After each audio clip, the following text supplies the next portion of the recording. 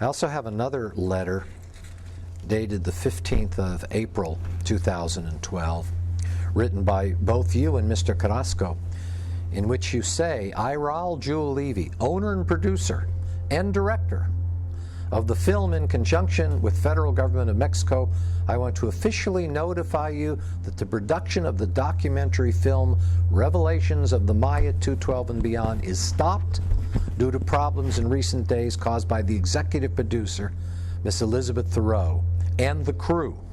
I also wish to notify you that I feel the need to dispense with your services officially. That's correct. I've never seen that man again until just recently in deposition, which of course he claimed to have anxiety attacks. I'm taking some medication right now, and but I feel comfort. Okay. What medications are you taking, sir? It's medication for anxiety and stress. If I lied so much, I would have anxiety attacks too. And then on April 15th, you accused Miss Terrio of embezzling $75,000. It was $80,000. Okay. And how did she embezzle that amount? If you look at the provision in the contract, it says, it clearly stipulates that all financial decisions, they have to be made mutually. Everything has to be on the financial aspect. We have to approve it, both. So what she did, she removed the entire money out of that account, transferred to her personal account. I spoke to the FBI and I spoke to the officials at the bank. You spoke to the FBI? Yes, I did. I made a report that she took the money, and the FBI says, send me the contract. So the FBI says, we need to call the bank and investigate that operating agreement, and they did. So you reported when she took the $75,000, the $80,000 out of the account, yes, which she had deposited into the account. It doesn't matter. The contract says that she can't remove any money without my approval. The contract was breached when Raul stopped production and fired everybody. So yes, I withdrew the money I had just deposited. And no, I've never heard from FBI.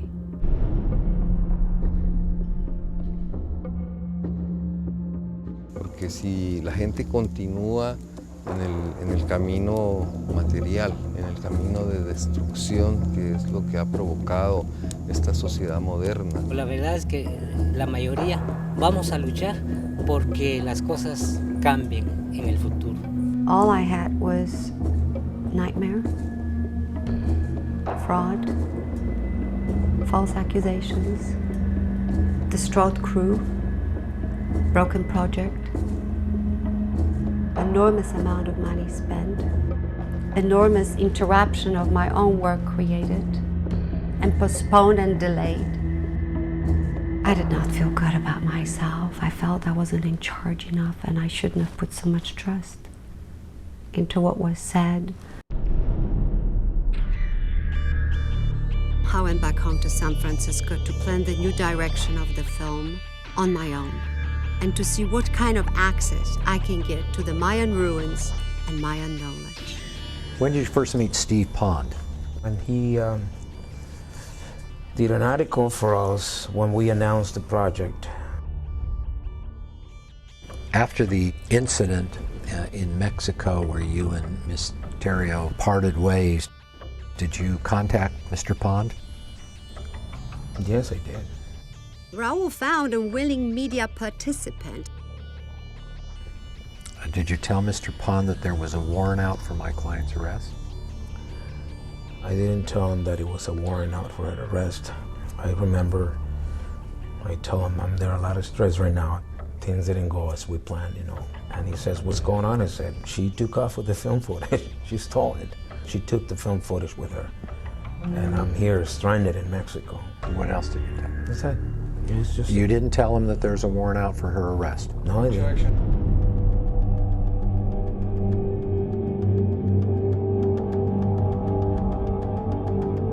I have been attacked. I have been accused, defamed. Fraudulent papers were filed to use, even assist them to steal the film. Mr. Pond testified that you provided a number of documents to him that were in Spanish, did you? He says I need to see the documents. I said, I have the documents, I'll send them to you. It's a warrant, yeah. It's a warrant for arrest. Yeah, in my view, That it is. person is going to be arrested. It has to. If they find her right now, they will arrest her and said there is an order here to locate you, bring you down. So that's the same as an arrest. They didn't say locate her and ask her to give a statement. No. No, it's not about giving a statement. No. It's being arrested, right? It's bring her down. Yes. To be arrested. That's the same thing, in my opinion. Yes. You couldn't find more convoluted way of looking at right and wrong and how media themselves became a tool.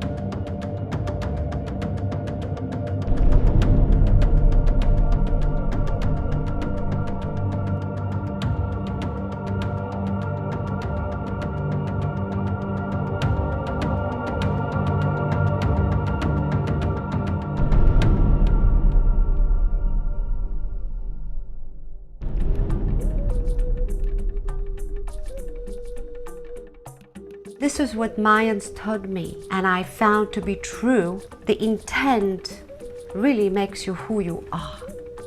Everything we do stems from value of your intent. Did you tell Mr. Pond that if the film was not released, the losses could reach into the hundreds of millions of dollars? It could be, yes. So this film that Ms.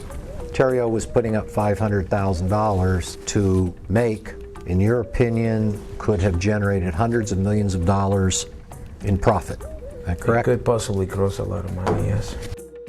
There hasn't been a documentary remotely close to this documentary.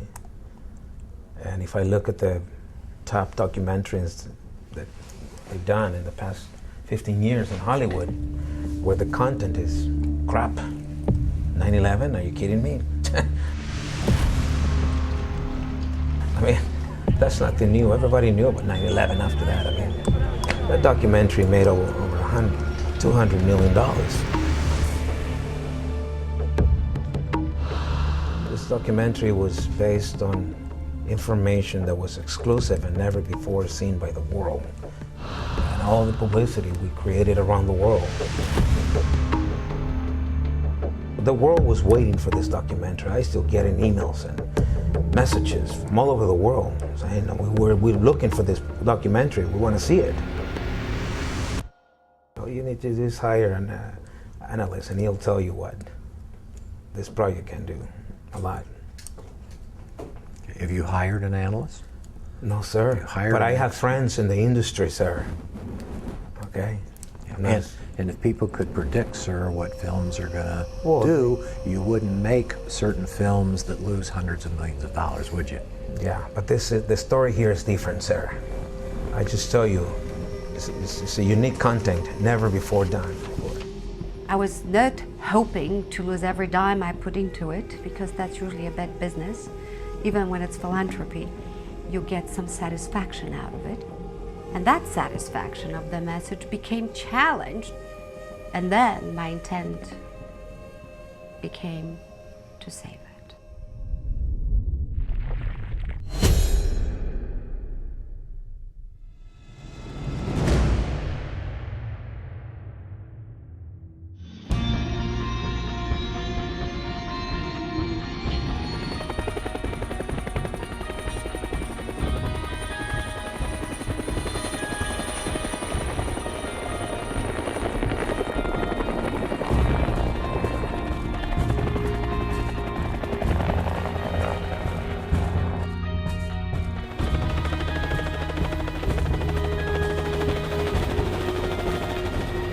I think deceit is probably one of the hardest things people deal with and recover from. Hitler originally started his reign as a man with a great intent, and that's why he was followed. And the truth was, the intent was not very good. I really found an individual that was everything that Mayan said, do not be. I realized that people like him have to be stopped. That maybe I'm here to do that. So I guess that's when the true knowledge began about Mayan message. Realmente el peor enemigo es el mismo ser humano. The more time I spent with them, the more I realized their hearts came from one place, good. They didn't have any other motive.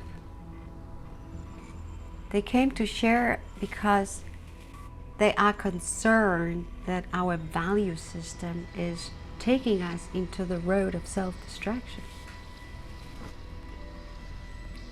It's hard to argue. Que estamos viendo el resultado de lo que el hombre hace aquí en la tierra.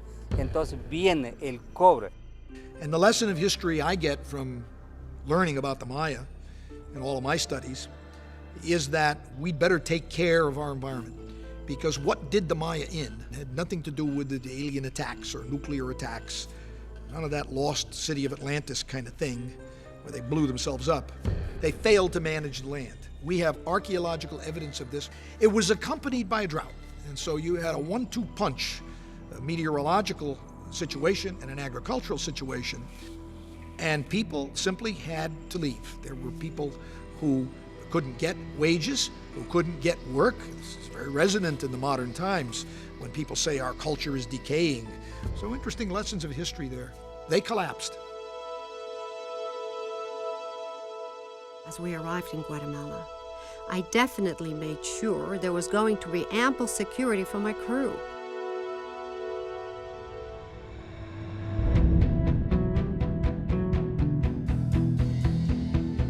I did a little research before we went down there, and there is a lot of drug movement through that area.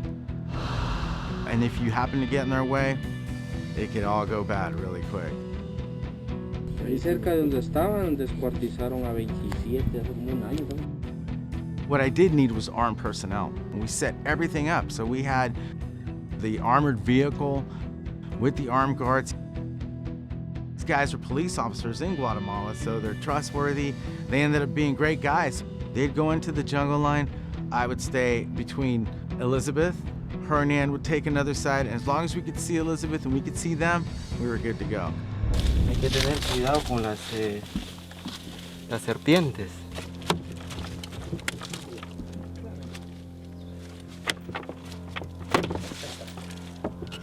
¿Está bien? Cuidado. ¿Cosas que están aquí qué son? Esas son arañas y esas son venenosas. Aquí hay un personaje que está como que siendo sacrificado con las manos para arriba. Just walking through the ruins, there is an incredible level of energy and presence that makes you feel like someone is watching you. That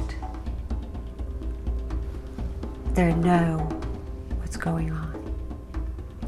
And you are here to communicate about it. It was kind of strange. The first time I went in there and just saw these big giant pyramids, I was like in awe. Man. I was just stood there and just kind of observed it. I was like, man, I don't know when I'll ever be able to see anything like this again. Going inside like the caves, that was a really cool experience. They're not like these big Indiana Jones caves where you can run through and have a big battle in them.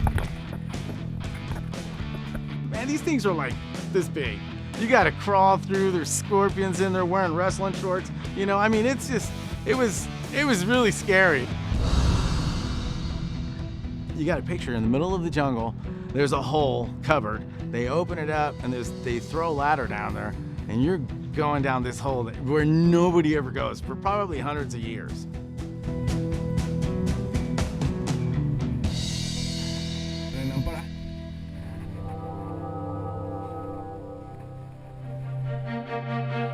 Esteban, the archaeologist in Tikal, took us into 4 Mayan tunnels that hadn't been explored in hundreds of years.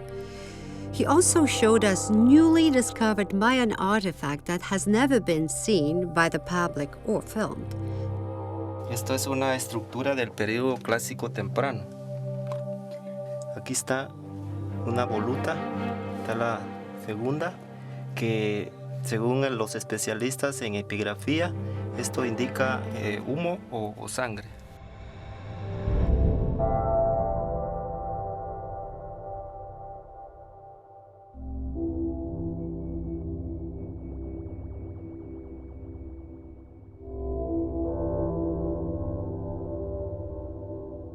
I guess for a moment I was typical Westerner, watching the fire dance and saying, okay, it's a celebration, or it's a habit, or it's a form of getting together and having an experience.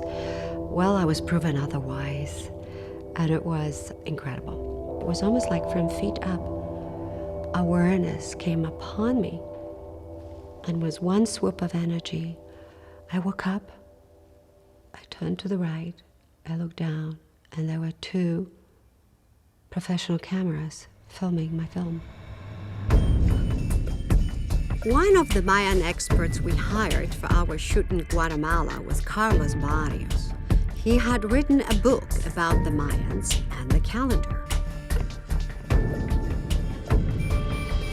I'm watching him and I'm thinking, what's going on? There were some people that aren't supposed to be videotaping this.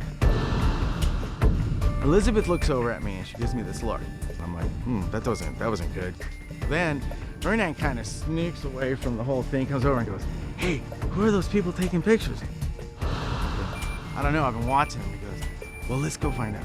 And they said, well, I'm a friend of Carlos. And I said, well, who gave you permission to film this? Well, Carlos did. I said, well, he's not an authority. He can't give that kind of permission.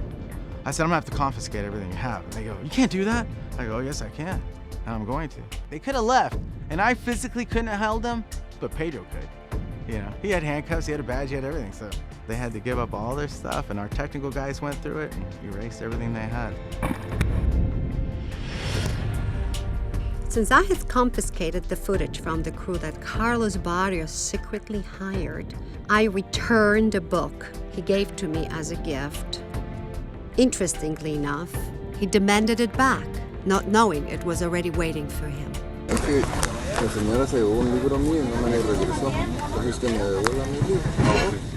Tal vez le podés traducir vos que ella se llevó mi libro y ya no me lo devolvió, que si me lo puede devolver.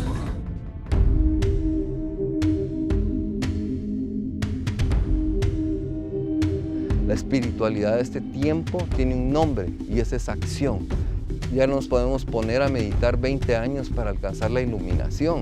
No hay tiempo, porque ya estamos en la época de destrucción, de cambios, que si nosotros no evolucionamos rápido, si no paramos nosotros y no terminamos toda esa locura que estamos haciendo, pues un gran porcentaje de la humanidad va a desaparecer. ¿Qué vamos a hacer? Pues nosotros, nuestro propósito es hacer una difusión para que la humanidad tome esa conciencia. Lo que nosotros vamos a hacer como pueblo maya es compartir. Like Raul, Carlos proved to be another example of one's actions belying the real intent. Here was this charming, charismatic man, speaking so eloquently about the Mayan message, while at the same time trying to pirate my film for his own economic purpose. I began to see the bigger picture of what Mayans were talking about. That we can have goals and must have goals, but the true intent behind them will determine the outcome. Is the truth that extraterrestrials had an impact? You're raising my blood pressure, you know? Are you refusing you want to see the doctor's instructions? You're raising my blood pressure. You want to see the notes from the doctor? Wait a minute. You're refusing to answer You're the raising question. my blood pressure. You've been doing it for 10 minutes. Sir, I'm asking you a very simple And I'm telling you, you're raising my blood pressure. There is no way for him to determine the truth about extraterrestrials. We see the center of things farther and farther away. It's not the Earth anymore, it's the sun. But that's not really the sun, it's the galaxy. But it's not really the galaxy, it's the local group of clusters of galaxies within several million years. But it's not really that either. It's even farther out. The Maya would have answered the question, do you know about the Earth moving around the sun and rotating on its axis, by saying, well, what a dumb thing that is. Why should I care about what happens far away, when all that really matters is what happens here? These questions were of no concern to them. Our concern about these things resides in our culture.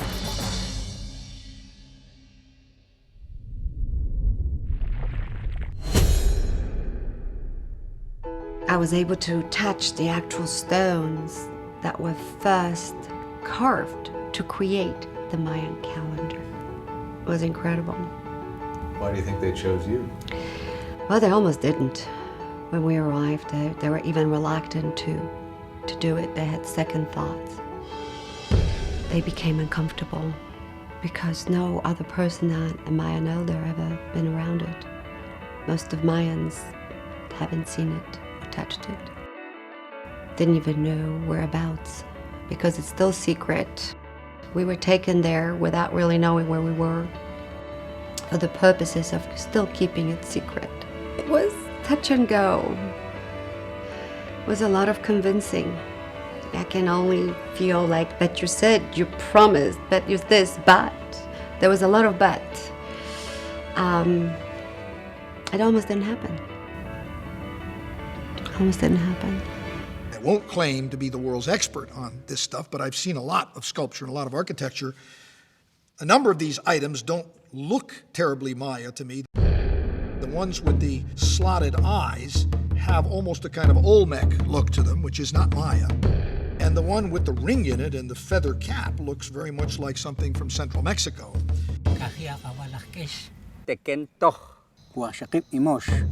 And Mayans believe that it belongs to Mayan nation, and it should only be in their hands and given from generation to generation to the ones that are entrusted by them. Well, I don't see, for example, any glyphic representations here. I see very nice stone carvings. They're very roughly cut.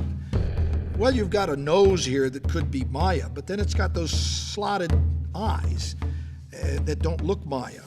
And a lot of the configurations that don't seem to have much connection with anything that I see in the codices or in the monumental inscriptions.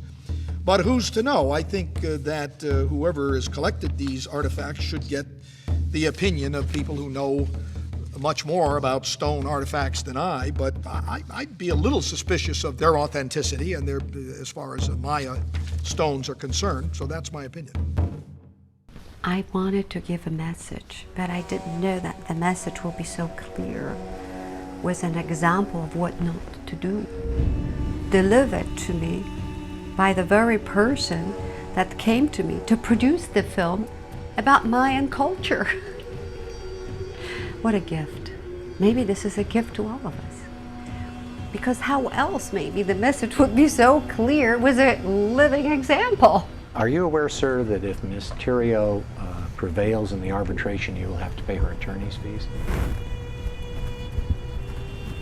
Yes.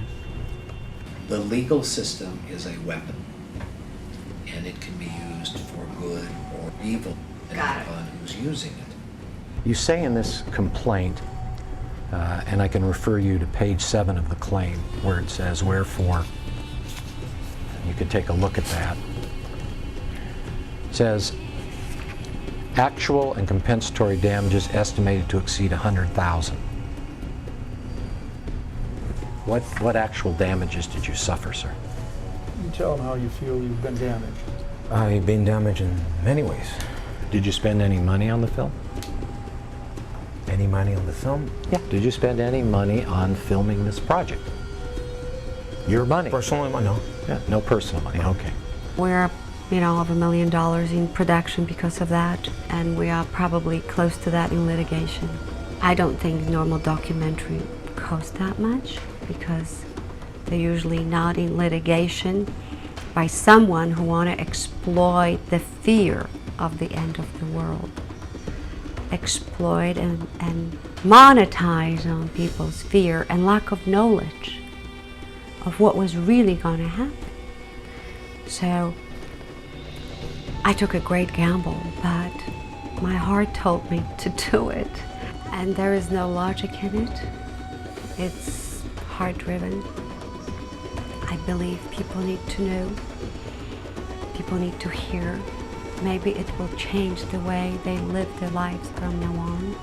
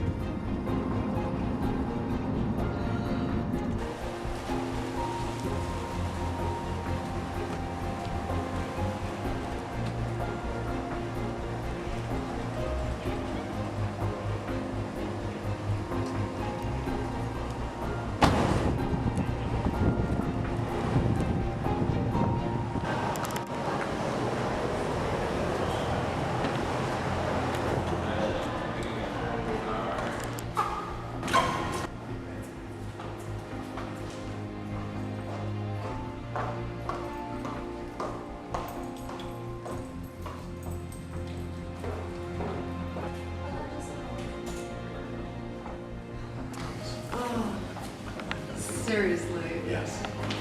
You want to see the guy? So, should we go up there and work? Sure. And find out? Sure. Yeah? Let's go. We called to see when the award is coming in. I believe it'll be in sometime today. So I can be assistant sheriff. I will feel pretty good, given the gods are with us. And the arbitrators. Yes, it has nothing to do with God. The arbitrator's making this decision.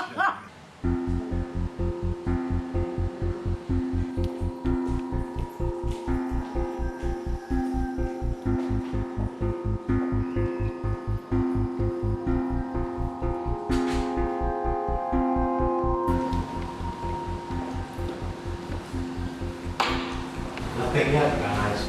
Should we wait here and see when it comes or not? I doubt it'll come Today. But we're going to email you as soon as we get it. So Okay. we'll call you. Oh my. Keep it faith, guys. Bye. Awesome. Thank you. Mwah. Thank you. All right. Nothing else is left. Yeah. That's it. Time and thank you.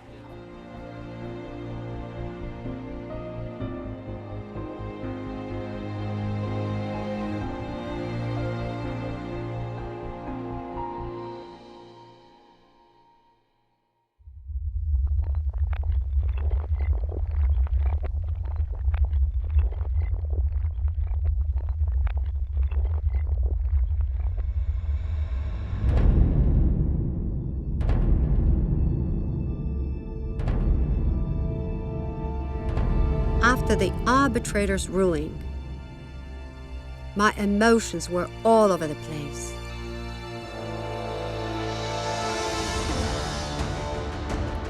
Relieved that I had been vindicated, angry that I even had to spend so much money defending myself and the right to the truth, emotionally exhausted from the process. At the same time, grateful, sincerely grateful that I had a life-changing experience through the Mayan people. They've changed the way I will approach everything from now on.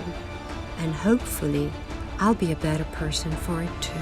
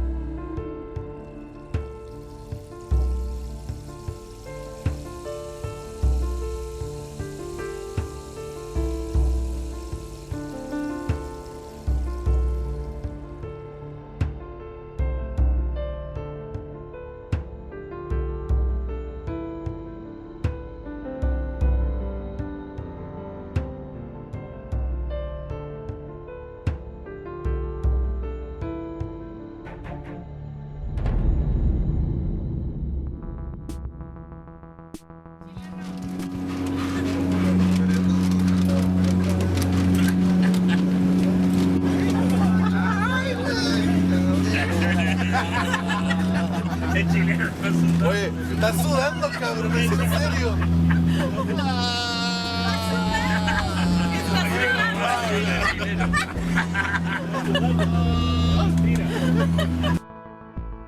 You don't want to be photographed, Boris?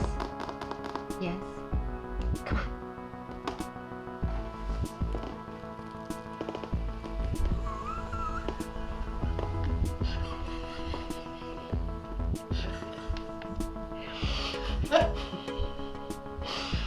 I love you too.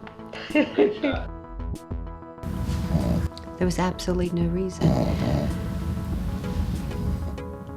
The dog is snoring. Yes, we have a dog snoring. Oh God, I guess he's dreaming about it. Having nightmares. Okay, thank you, Dr. Vinny. All right, we're going to be rolling here in just a second. I'm just making a final light tweak and where are my questions? I don't see no freaking meth. Oh shit, dude, they're coming down. let us suppose you do it and find that it's 30 days after the full moon that we observed and agreed to, and I find it's 29. A month later, we do the same thing. This time, I get 31, you get 28. The next month, we each get 30. Then I get 30 and you get 31. Then I get 29, you get 29. Then I get 29, you get 30. Get the picture? After 10 years, we've got a long list of how many days there were between all these full moons. Now, of course, if you're bored with this, you're not going to be a great astronomer. The Maya evidently weren't bored. They had some, I think they were astro geeks, these people. Okay, we move to the other. Cut.